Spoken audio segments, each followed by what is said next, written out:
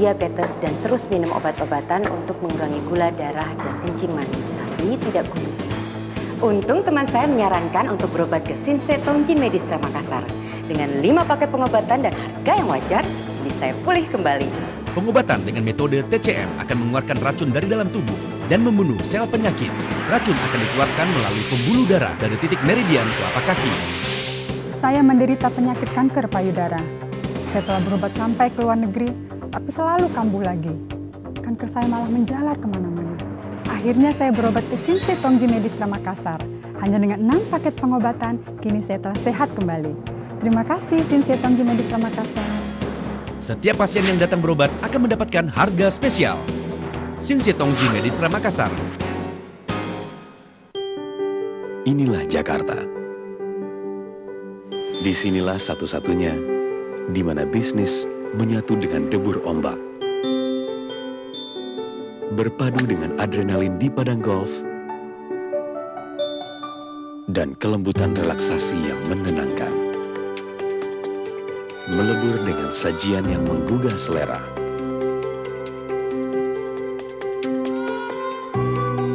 Seirama dengan agungnya warisan budaya. Selaras dengan surga belanja yang penuh warna.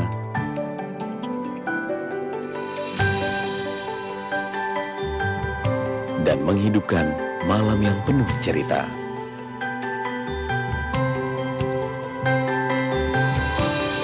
Inilah yang saya namakan My Business, My Pleasure. Enjoy Jakarta.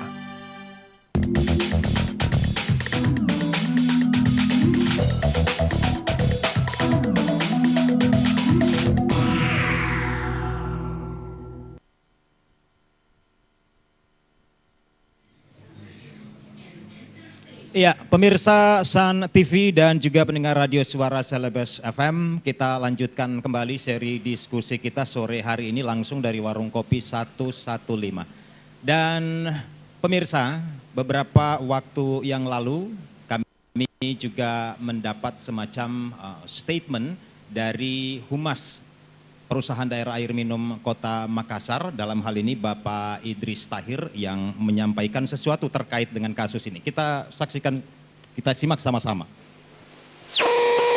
Jadi persoalan bahwasanya PDM ada bantahan mengenai kerugian itu, kalau kami melihat di sisi kami, di sisi PDM ini, kami tidak melihat adanya kerugian itu. Oleh karena kenapa, tidak mungkin kita melaksanakan kerjasama apabila merugikan sementara penyadapan pendalaman. Jadi PDM melalui pihak-pihak yang ditunjuk sendiri oleh PDM untuk mempelajari hal ini, kita sudah sampaikan. Jadi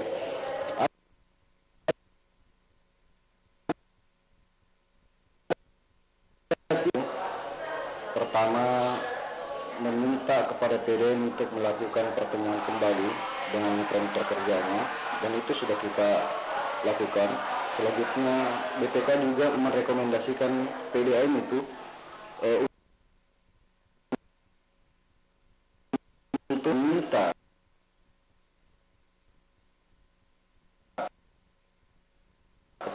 dalam hal ini PDAM meminta BPPS PAM untuk mengadakan audit ulang pemeriksaan itu. Jadi setelah diadakan pemeriksaan oleh audit yang ditunjuk oleh PDAM ini, BPS PAM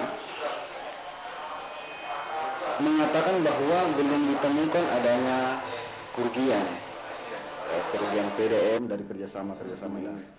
Tidak akan mungkin PDAM melakukan kerjasama dengan pihak-pihak ketiga atau mitra kerja apabila itu merugikan PDAM. Artinya secara logika sajalah kita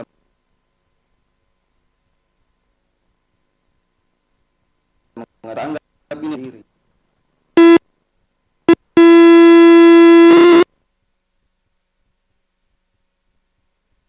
Celebes, demikian tadi kita sudah menyimak pernyataan dari Humas PDAM Kota Makassar, Bapak Idris Tahir, dan namun di satu sisi tadi ada pernyataan juga dari Bapak Idris Tahir bahwa pihak PDAM tentu saja tidak akan melakukan kerjasama kalau kemudian hal itu sudah diketahui ini akan menyimpang kita di sini, dan ada hal yang kemudian muncul ataupun ada asumsi di masyarakat ini ada semacam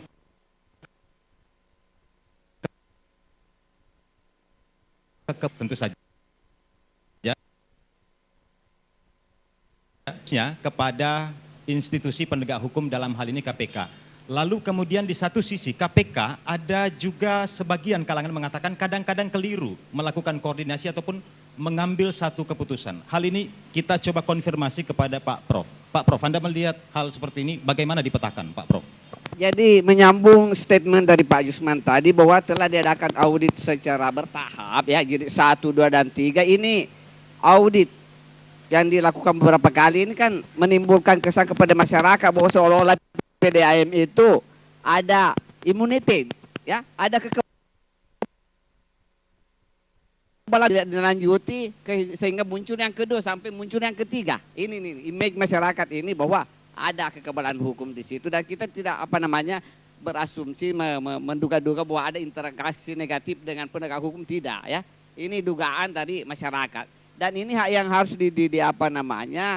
dihapuskan ya image masyarakat ini dengan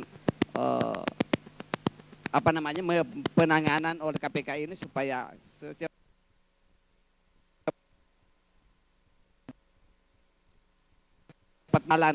persamaan di depan hukum. Jangan nanti kalau pejabat cepat ditangkap dan kalau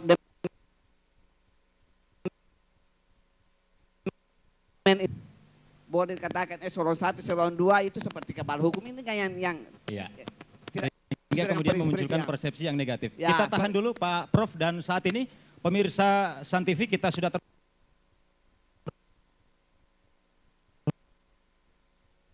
kita coba sapa.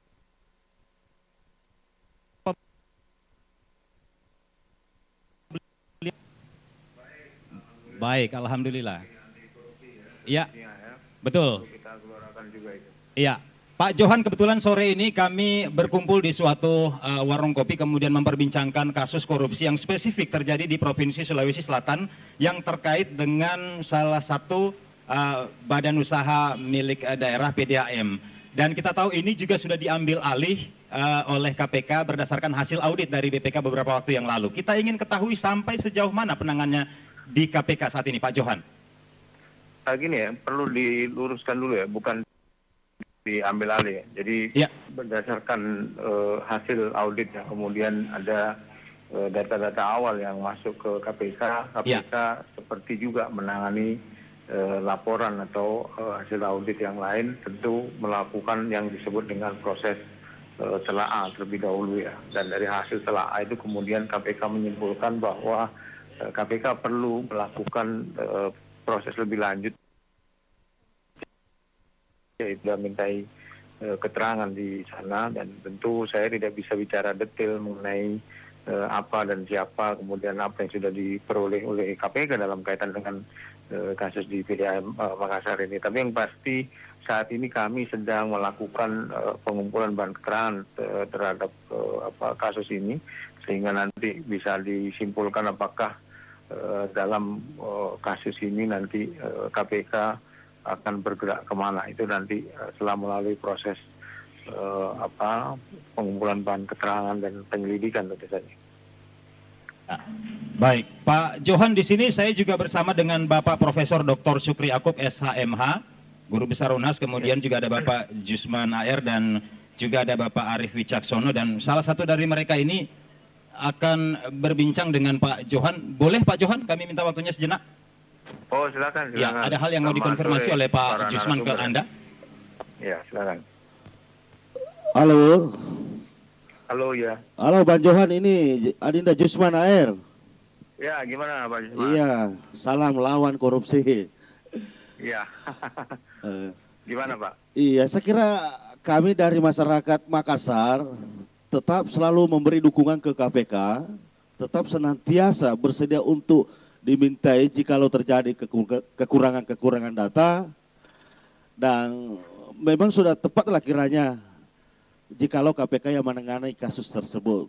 Salam saya terakhir, di Makassar itu tidak hanya ada kasus PDM dan BBN, tapi juga ada yang lebih memanti perhatian publik adalah kasus Triple C, bansos, dan lain-lainnya. Saya kira Pak Johan, sedikit lagi, untuk kemudian kasus ini berubah status, kira-kira dari sekarang butuh interval waktu berapa Pak Johan? Jadi tidak beberapa waktu yang lalu ya, ketika ada acara di Makassar, itu sebenarnya tim kita juga sedang melakukan pengumpulan bahan keterangan ya. Tentu tidak bisa diekspos waktu itu, dan tentu ini tergantung dari sejauh mana KPK temuan-temuan yang sudah dilakukan oleh penyelidik maupun penyidik KPK ya. Saya sendiri tidak bisa memastikan apakah atau berapa jangka waktu KPK untuk bisa menyimpulkan terhadap kasus ini. Tapi yang perlu disampaikan, tadi saya sempat mendengar soal statement kebal hukum atau tidak kebal hukum ya. Jadi tentu di depan hukum semua sama, dan KPK apalagi dalam mengusut setiap kasus, dan itu sudah dibuktikan saya kira oleh KPK, semua sama di depan hukum. Jadi untuk mendefinisikan seseorang itu salah atau tidak salah tentu harus berdasarkan bukti-bukti ya, tetapi jangan sampai nanti kalau dalam akhirnya misalnya bukti itu tidak kuat oleh KPK, kemudian disimpulkan bahwa si A kebal hukum. Saya kira tidak boleh seperti itu. Tapi yang pasti kita tunggu dulu sejauh mana kemampuan kita untuk melakukan proses penyelidikan pengumpulan bahan keterangan ini, sehingga bisa disimpulkan nanti apakah unsur-unsur tindak pidana korupsi itu terpenuhi ataukah tidak secara legal formal, tentu saja. Ya, saya kira itu. Baik, terima kasih Pak Johan kesempatannya berbincang langsung dengan kami. Selamat Hari Anti Korupsi Sedunia Pak Johan. Baik, terima kasih. Salam buat semuanya. Selamat Hari Anti Korupsi. Ya. Baik, pemirsa San TV dan juga pendengar Radio Suara Celebes FM, demikian tadi kita juga sudah terhubung dengan Bapak Johan Budi SP selaku juru bicara dari Komisi Pemberantasan Korupsi. Dan ya, kita kembali melanjutkan perbincangan kita dengan tema korupsi PDAM di genggaman KPK saat ini. Saya ingin ke Pak PDAM bahwa hal itu kemudian tidak mungkin dilakukan oleh PDAM kalau sejak awal ada sinyal bahwa hal ini sebenarnya menyimpang gitu. Oh iya, saya kira itu pernyataan saja sama aja kalau itu ada merugikan. Tetapi tapi dalam konsep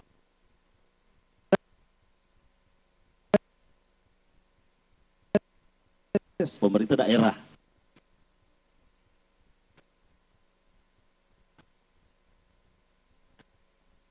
tidak akan mungkin kami membangun kerjasama membiarkan jika ada kerugian. Kita kenal ketika kita bicara soal indikasi hukum, upaya orang selalu muncul dengan sendirinya, apakah pembohongan ataukah menyelamatkan diri, ataukah tidak lebih, karena bicara soal PDN kan tentu berkaitan erat kaitannya dengan pelayanan publik. Erat kaitannya. Tentu PDM tidak ingin dinilai seperti itu sehingga kemudian kehilangan kepercayaan. Tetapi apapun itu, saya kira saya ingin kembali stresskan di sini adalah bahwa tidak mungkin, ya, tidak akan mungkin lembaga besar seperti Komisi Pemberantasan Korupsi akan menindaklanjuti kasus tersebut jikalau dia tidak menemukan indikasi. Meskipun dalam buat dinyatakan apabila ditemukan ada unsur-unsur yang cukup, ada bukti yang cukup. Tapi bagi KPK, mau saya bukan orang KPK, tetapi paling tidak sedikit kita bisa tahu. Saya kira Prof. Sukri lebih paham yang begitu. Saya kira itu, bahwa tidak akan mungkin. Nah kemudian sejalan lagi, saya sambung lagi sedikit apa yang disampaikan Pak Sukri. Bahwa kalau kita berdasar Undang-Undang Nomor 30 Tahun 2002, hak dan kewenangan KPK berdasar pada pasal 9 itu, kasus yang bisa diambil alih atau yang langsung ditangani, ya apabila kasus tersebut dalam penanganannya, ya dalam penanganannya tidak memperlihatkan keseriusan dilakukan oleh aparat penegak hukum, katakanlah jaksa atau polisi, dengan dugaan kerugian minimal 1 miliar, melibatkan diduga orang besar. Ya, saya sepakat apa yang disampaikan tadi Bang Joang bahwa untuk kasus PDM yang ditangani KPK bukan memang diambil alih, tapi memang KPK yang langsung menangani kasus itu. Sejauh ini kejaksaan dan kepolisian tidak pernah menindaklanjutinya. Baik, Pak Tanda tanyanya sekarang, ada apa dengan kejaksaan dan kepolisian yang ada di Sulsel? Ya, baik. Kan itu. Kita tahan sejenak Pak Jusmanair, dan pemirsa Sun TV juga mendengar radio Suara Selebes FM. Kami akan kembali setelah kita lewatkan yang berikut.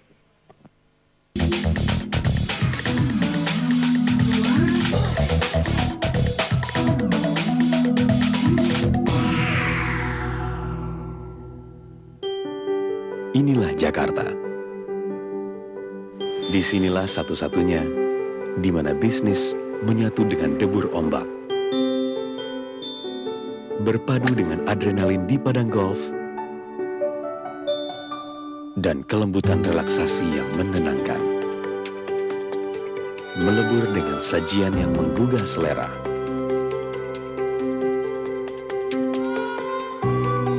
Seirama dengan agungnya warisan budaya. Selaras dengan surga belanja yang penuh warna.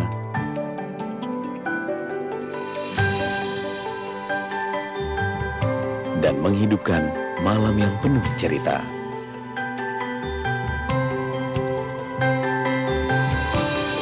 Inilah yang saya namakan My Business, My Pleasure. Enjoy Jakarta. Tumor, kanker, diabetes, gagal ginjal, dan prostat adalah penyakit pembunuh nomor 1 di Indonesia. Banyak pasien yang menderita dan putus asa. Sinsye Tongji Medistra Makassar membantu mengatasi penyakit tersebut.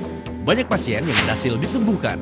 Dengan minum jamu herbal TCM, resep rahasia Tiongkok akan meningkatkan antibodi dan kekebalan tubuh. Saya menderita penyakit prostat, sering mendadak buang air kecil, rasanya panas sekali, dan badan saya merasa lemas. Setelah saya berobat ke Sinsye Tongji Medistra Makassar dengan 3 paket pengobatan, saya sudah pulih. Penyakit prostat saya tidak pernah kambuh lagi. Saya menderita penyakit diabetes dan terus minum obat-obatan untuk mengurangi gula darah dan kencing manis, tapi tidak kondusif. Untung teman saya menyarankan untuk berobat ke Sinsye Tongji Medistra Makassar. Dengan 5 paket pengobatan dan harga yang wajar, jadi saya pulih kembali. Pengobatan dengan metode TCM akan mengeluarkan racun dari dalam tubuh dan membunuh sel penyakit. Racun akan dikeluarkan melalui pembuluh darah dari titik meridian telapak kaki. Saya menderita penyakit kanker payudara. Saya telah berobat sampai ke luar negeri, tapi selalu kambuh lagi. Kanker saya malah menjalar kemana-mana. Akhirnya saya berobat ke Sinsye Tongji Medistra Makassar. Hanya dengan 6 paket pengobatan, kini saya telah sehat kembali. Terima kasih Sinsye Tongji Medistra Makassar. Setiap pasien yang datang berobat akan mendapatkan harga spesial. Sinsye Tongji Medistra Makassar. Inilah Jakarta. Disinilah satu-satunya di mana bisnis menyatu dengan debur ombak. Berpadu dengan adrenalin di padang golf dan kelembutan relaksasi yang menenangkan. Melebur dengan sajian yang menggugah selera.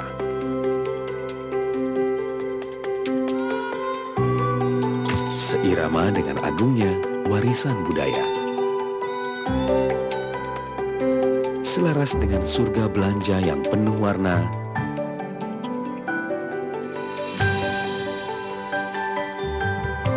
Dan menghidupkan malam yang penuh cerita.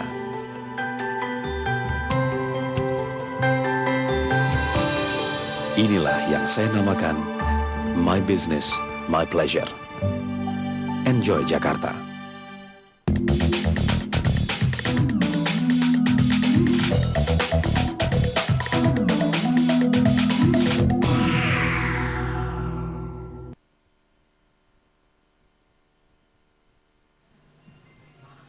Ya, pemirsa Sun TV dan juga pendengar radio Suara Selebes, kita lanjutkan kembali. Ini merupakan sesi terakhir dari seri diskusi warung kopi kita sore hari ini.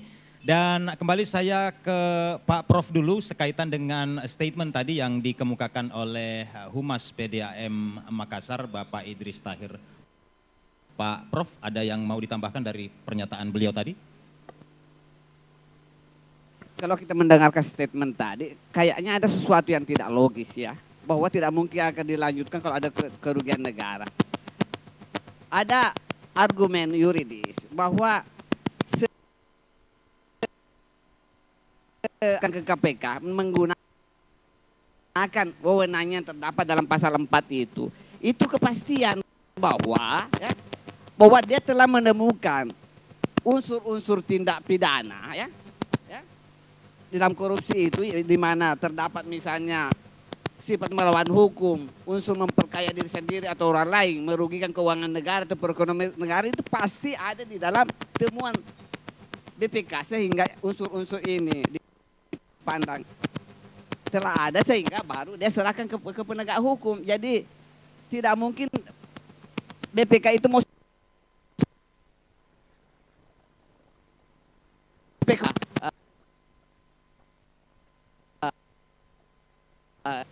institusi ini kan bekerja dengan integritas tinggi, independensi dan lain-lain ya. Ya. Baik Pak Prof. Ya, saya ke Pak Arief Wicaksono ini sekaligus sebagai closing statement. Pak Arief Wicaksono, ada hal-hal yang barangkali menjadi pesan Anda?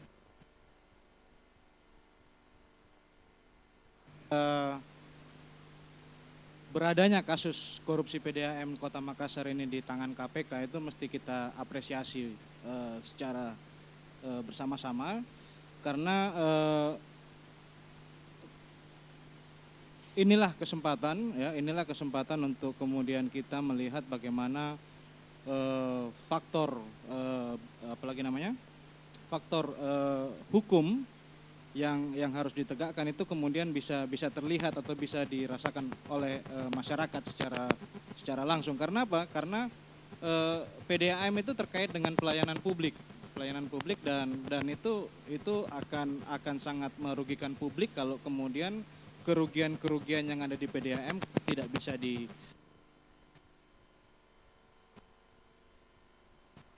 PDAM bisa merugi. Kenapa dalam kerjasama itu dia bisa sekian ratus miliar di itu, dan ini sekali lagi saya harap masyarakat harus juga mengapresiasi beralihnya kasus PDAM ini ke tangan KPK. Ya. Kira seperti itu. Ya. Pak Jusman, 2 menit Pak Jusman.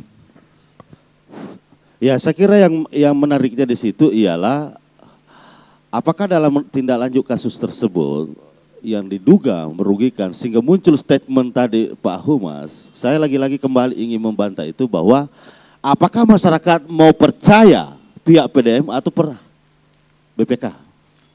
Bicara soal OD, yang paling punya kompetensi, capability, kewenangan untuk mengeluarkan bicara soal OD adalah BPK. Apalagi BPK berdiri atas undang-undangnya yang dijamin profesionalitasnya dan legalitasnya dan tentunya integritinya. Ini bukan si A, si B yang berpendapat bahwa ada kerugian, tapi lembaga negara yang berdiri atas undang-undangnya, tidak seperti lembaga-lembaga yang lain yang tidak dilindungi undang-undang, sehingga jaminan independensinya, jaminan profesionalnya jauh dari itu. Nah, kemudian kedua, saya ingin mendesak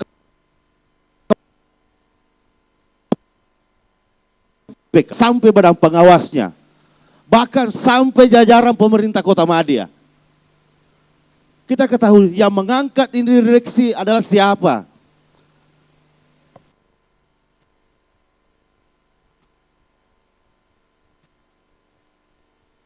Harap mudah-mudahan humasnya ini dapat mempertanggungjawabkan nanti pernyataan-pernyataannya menjadi kesaksian jikalau dia mendapat agenda untuk diperiksa. Baik. Saya kira itu. Terima kasih. Baik. Assalamualaikum warahmatullahi wabarakatuh. Waalaikumsalam. Terima kasih ketiga orang pembicara saya sore hari ini.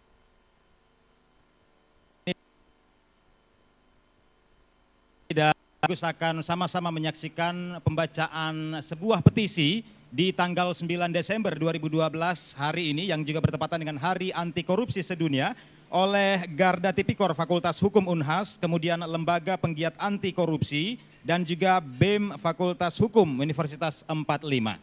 3 wakil dari organisasi ini saya undang.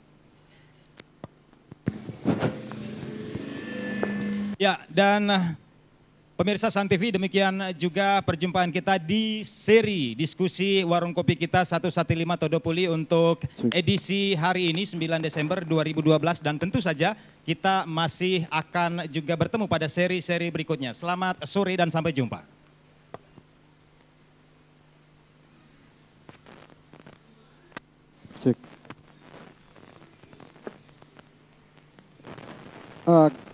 Kami dari Garda Tipikor Fakultas Hukum Unhas dan Lembaga Penggiat Anti Korupsi LPAK beserta Makassar Demokrasi Institute dan Todopuli Community mewakili rakyat Sulawesi Selatan dalam momen peringatan Hari Anti Korupsi Sedunia yang jatuh pada hari ini 9 Desember 2012 menyatakan beberapa hal sebagai bentuk pernyataan sikap atas kasus korupsi PDAM Kota Makassar.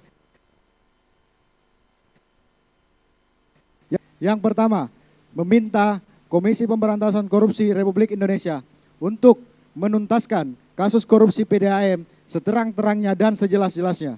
Kedua, meminta Komisi Pemberantasan Korupsi Republik Indonesia untuk mengadili seluruh pihak yang terlibat dalam kasus tersebut tanpa pandang bulu. Demikian petisi ini kami maklumatkan untuk dipergunakan sebagaimana semestinya dan dipertanggungjawabkan terhadap masyarakat Sulawesi Selatan, khususnya masyarakat Kota Makassar yang dirugikan oleh kasus korupsi tersebut. Terima kasih.